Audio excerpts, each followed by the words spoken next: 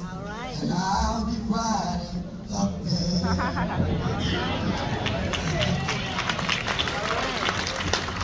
God works in mysterious ways. I was in Birmingham a few decades ago, and I went to this meeting, and there was this dynamic young woman there. I'd never met her before, but out of my naivety, I asked her to volunteer for an organization started by Hank Sanders, my husband, and I, to nurture young leaders to be and to envelop the spirit of a Claudette Colvin. But I had never heard of Claudette Colvin. But it was her sister, my friend, who told me about this amazing young woman. I said, how could this be? I have a Harvard law degree. My husband have a Harvard law degree, and we never heard of Claudette Colvin. But my friend invited Claudette to Selma. And I'm told that was the first time that she had been publicly recognized for her greatness. Is that true? Joe, that's right. That's the truth. God works in mysterious ways. But I want to tell you what Claudette Colvin said, why she said on that bus, in her own words. You see, she had been taking Black History mirrors, something that's not in our school system today.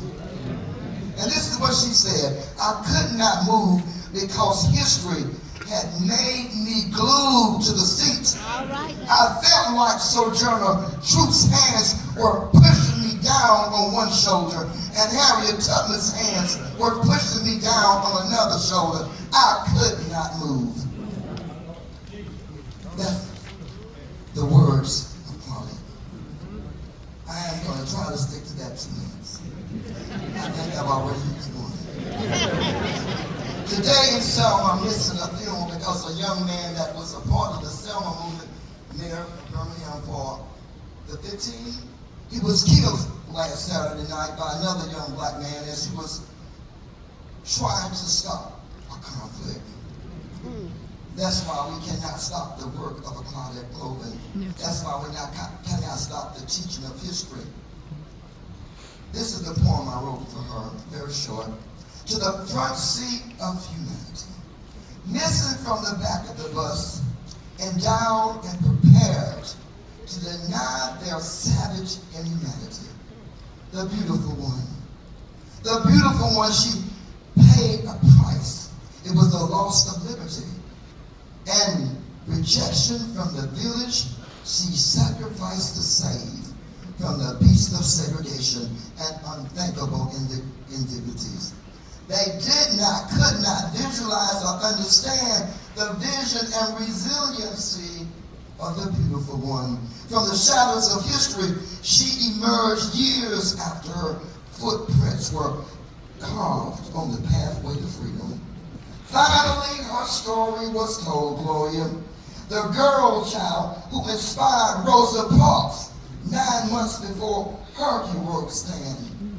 Finally, the invisible one came into view without fanfare or symphony of accolades.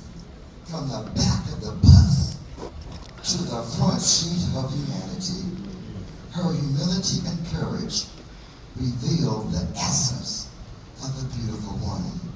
If you can't see her from the bus, and you can't find her nowhere, just come on up to Glory Land, and she'll be struggling right there. Struggle for her brothers and sisters.